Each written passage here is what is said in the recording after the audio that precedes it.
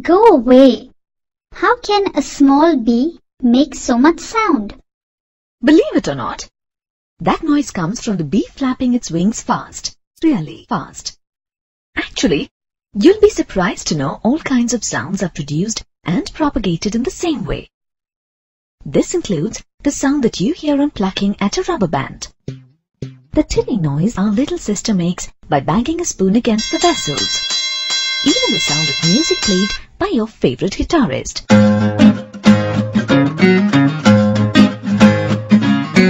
Really? That's interesting. Tell me more. In this lesson, you will learn about production and propagation of sound and the characteristics of a sound wave.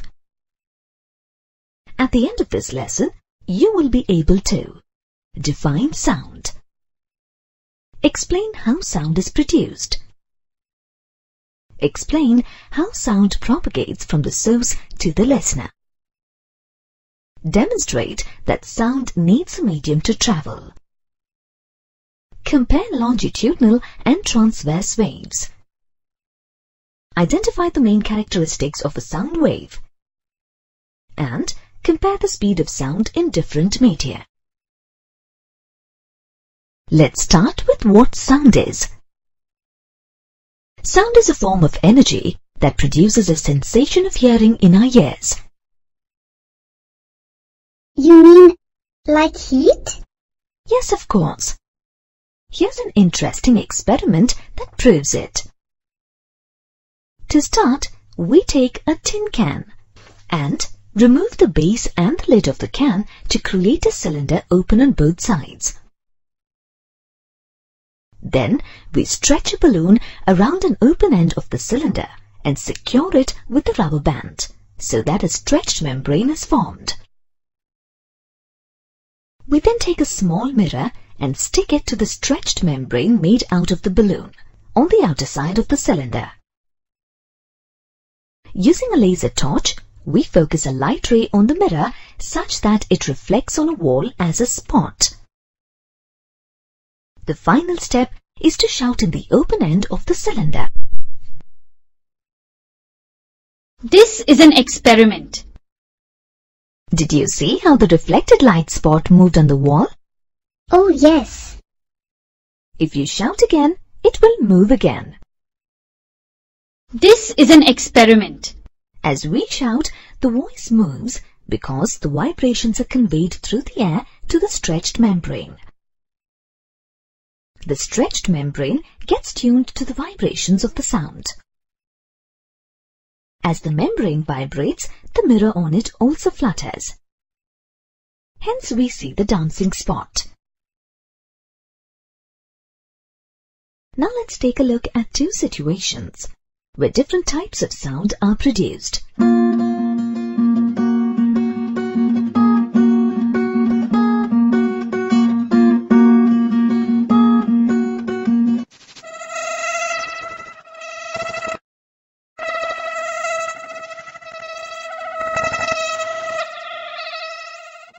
What was common in both the cases where sound was produced? There was a to and fro motion of the parts of the bodies when they produced sound. This to and fro movement of an object is called vibration. Sound is produced due to vibration of objects. In the case of the guitar, it is the vibration of the strings that produced the sound. The buzzing sound is produced by the rapid vibration of the wings of the bee. Really? It's a little difficult to believe. Well, let's verify whether it is true through an experiment that should help convince you. Let's take a bell and ring it. Do you hear that sound? This ringing sound is due to the vibration of the bell's gong. Now, suspend a table tennis ball with a string to a stand. And then gently bring the ball in contact with the ringing bell. You will be able to see the ball flicker away from the bell and start swinging.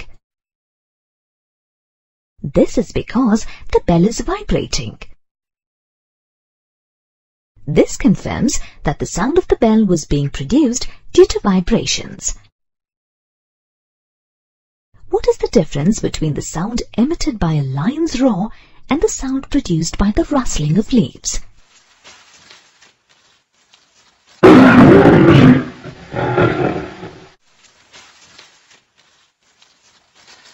A lion's roar is a high-intensity sound, while rustling of leaves is a low-intensity sound. Intensity of sound is the amount of sound energy incident per unit time per unit area. The sound intensity is normally measured in watt per square meter. To reach your ear, sound needs to propagate from the source to you through a medium. A medium is the matter through which the sound is transmitted.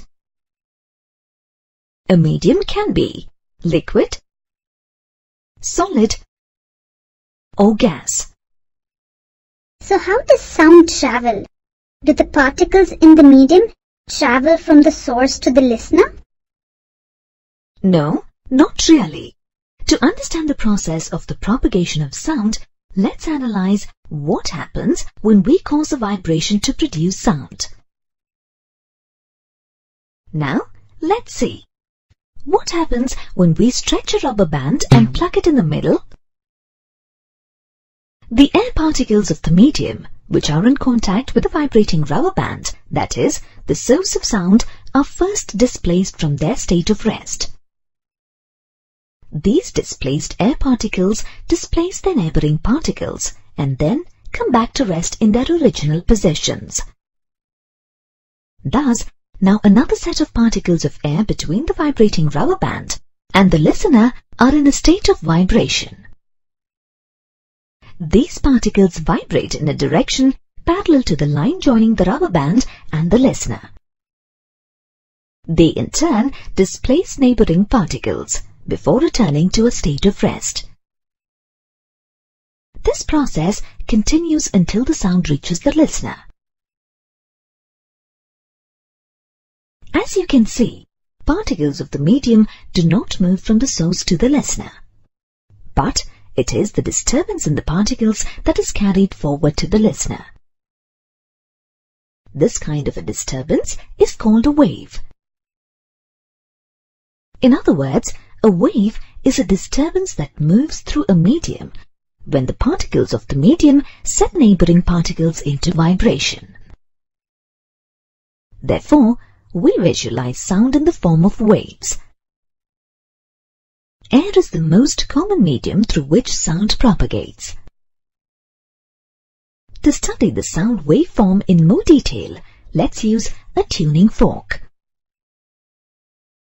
Vibrating a tuning fork produces a small audible sound.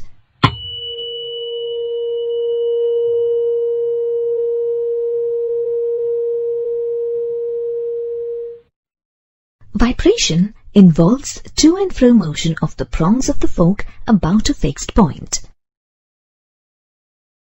This fixed point is also referred to as the mean position. The vibrating prongs of the tuning fork push and compress the particles in front when moving towards the outer direction, creating a region of high pressure. In this region of high pressure, the density of air is higher than the normal. This region of high pressure is called compression. When the prong moves backwards, it creates a region of low pressure, called rarefaction. In this region, the density of air is lower than the normal. Thus, as the tuning fork vibrates, the to and fro motion of the prongs of the fork create a series of compressions and rarefactions in the air between the fork and the listener. These compressions and rarefactions comprise a sound wave that propagates through the medium. As sound waves travel as disturbances propagated through air by a mechanism of particle-to-particle interaction. They are termed as mechanical waves. Mechanical waves require a material medium for their propagation. A mechanical wave can be a transverse wave or a longitudinal wave. Sound waves in air are longitudinal waves. To understand what that implies, we need to first understand the two categories of waves. In transverse waves, the particles of the medium vibrate up and down about their mean position, which is in the direction perpendicular to the direction of wave propagation. When we fix one end of a string and vibrate the other end in a direction perpendicular to the length of the string, the wave pattern that is seen is that of a transverse wave. When a pebble is thrown onto the surface of still water, it creates small ripples.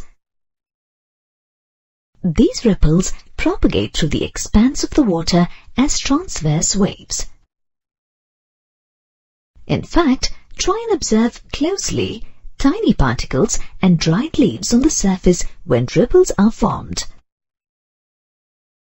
These particles do not go with the wave, but just move up and down at their positions about a mean position. This figure depicts the propagation of a transverse wave. You will learn more about transverse waves in higher classes. In longitudinal waves, the direction of vibration of the particles in the medium is parallel to the direction of propagation of the wave. The wave pattern set in a slinky is an example of a longitudinal wave. Let's recall the tuning fork experiment. In sound waves produced by a tuning fork, particles of the medium vibrate in a direction parallel to the direction of wave propagation.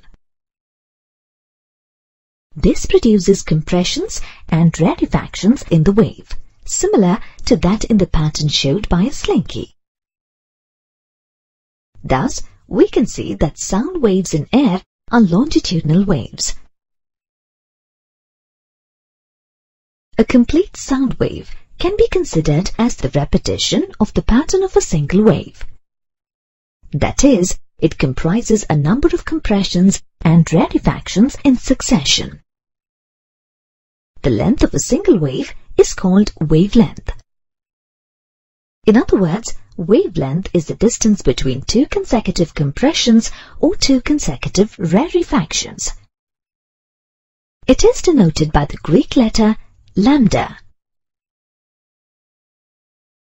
Since a compression and a rarefaction follow each other in succession, sound propagation is a periodic phenomenon. The interval between the generation of two successive compressions or two successive rarefactions is constant and is referred to as the time period of the wave. Time period is denoted by t and is measured in seconds. For example, the time taken by a pendulum to complete one to and fro cycle is known as its time period.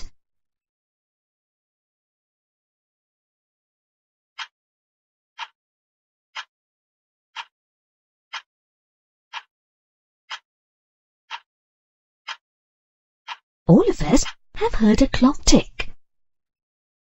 It ticks once every second and maintains the time period. The ticking of a clock once every second is the frequency of the clock.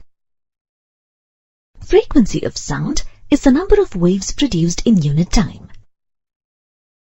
It is denoted by the letter N and is measured in hertz. Since the clock ticks once per second, its frequency is 1 hertz. Let's see how frequency relates to time period. The relationship between frequency and time period can be expressed as n is equal to 1 divided by t, where t is the time period, Thus, if the time period of a wave is 1/10 of a second, then we get 10 waves in 1 second. The frequency of this wave is 10 Hz. Ouch! Yes, that hurt, didn't it? But listen to the cooing of this pigeon.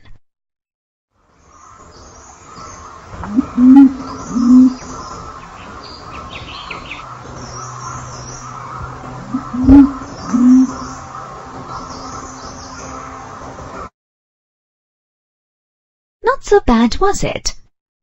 Why do you think the effect of both the sounds on our ears is so different? Well, because our ears are not used to loud noises. That's true too. The technical explanation, though, is related to a concept called pitch of sound. The pitch is the interpretation of frequency of a sound by the brain. Commonly, pitch is taken as the frequency of sound. A scream is a high-pitched sound, since the frequency of a scream is high. Similarly, the cooing of a pigeon is a low-pitched sound. The shorter the wavelength, the higher the frequency, and the higher the pitch of the sound. Simply put, short waves sound high. Long waves sound low. Let's listen to some music.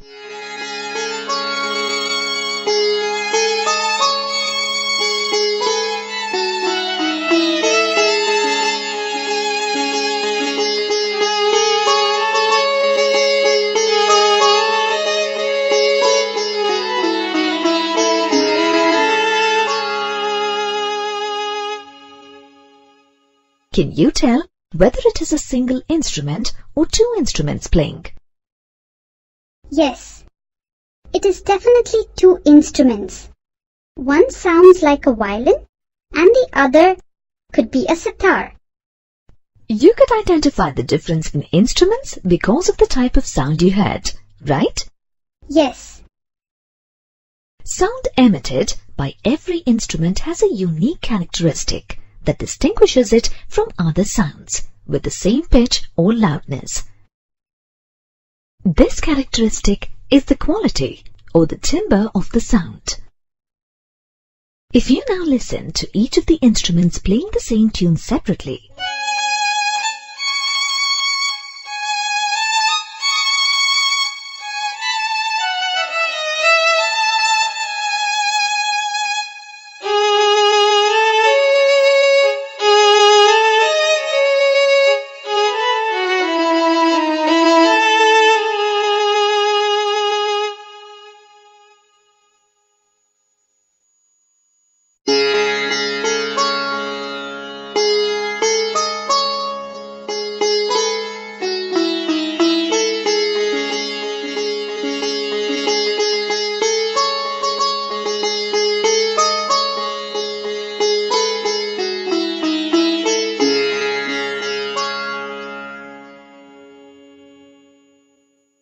here you can make out the difference in quality of both the sounds. Sometimes, when you switch on your computer, you hear a long beep indicating a boot-up error.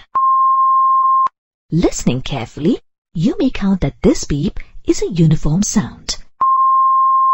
This beep sound has a single frequency. Thus, the sound wave shows uniformity. This is an example of a tone. A tone is a sound wave of single frequency. The man on the left seems to be listening to some good music. Proper mixture of frequencies results in a pleasant sound or note, which we term as music or musical note. Thus, a note is a sound produced due to a blend of several frequencies. If a note is not pleasant to hear, it's simply called noise.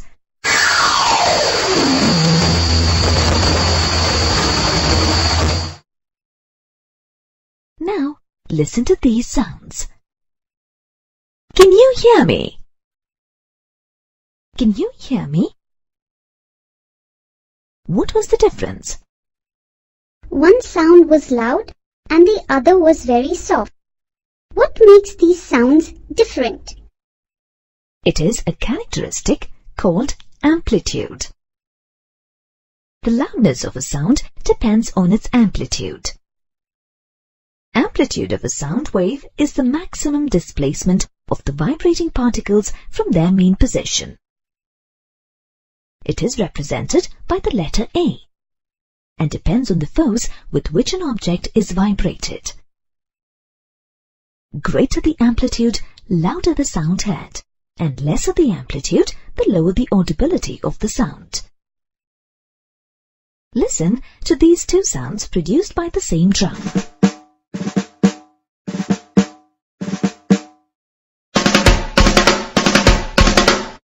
The second sound was louder than the first. This is because the amplitude of the sound produced the second time was higher. A loud sound can travel across a larger distance because it is associated with high energy.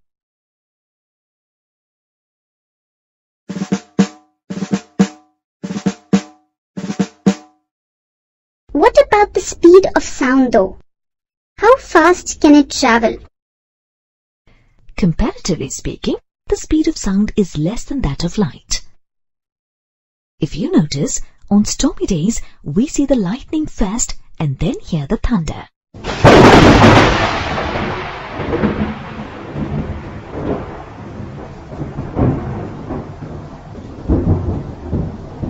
That's because light travels faster than sound, and so lightning reaches us first. Speed is the ratio of unit distance to unit time.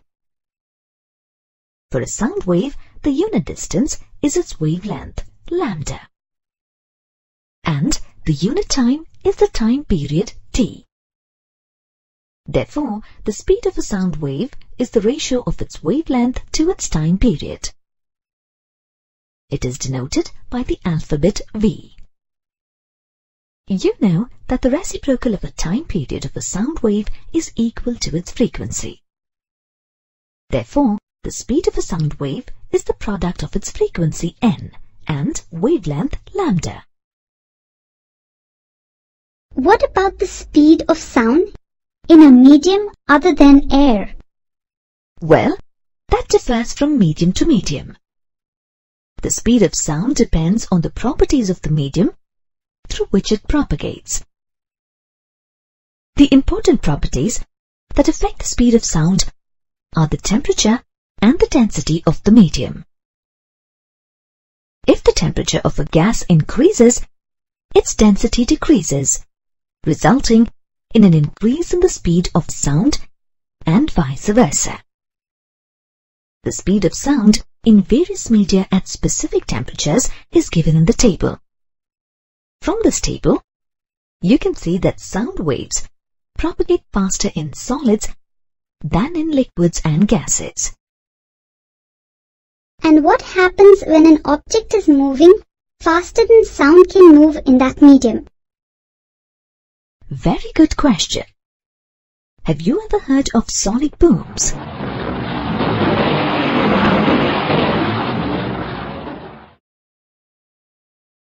When an object is traveling at a speed greater than the speed of sound in air, it is said to be at a supersonic speed. For example, a bullet fired from a gun travels at a supersonic speed. Some jet aircrafts, at times, travel at supersonic speeds. When an object, like a jet aircraft, travels at supersonic speed, it produces shock waves in the surrounding air. These waves carry enormous energy. This energy is propagated in the form of a sharp and loud sound called the sonic boom.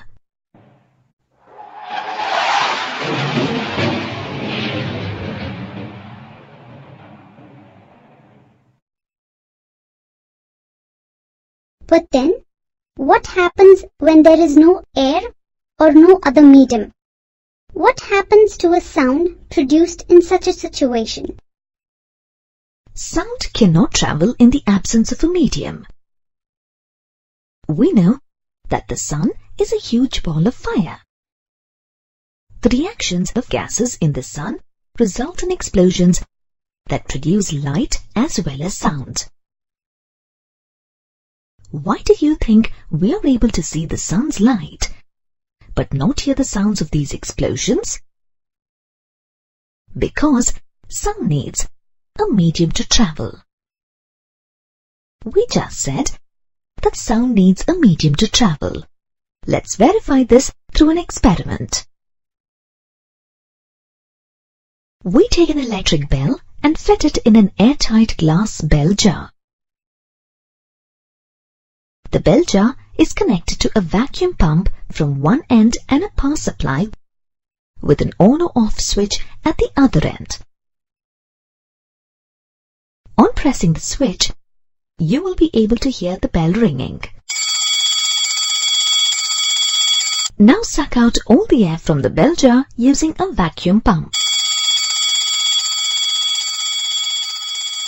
You will notice that as the air is being sucked out, the sound of the bell starts getting feebler.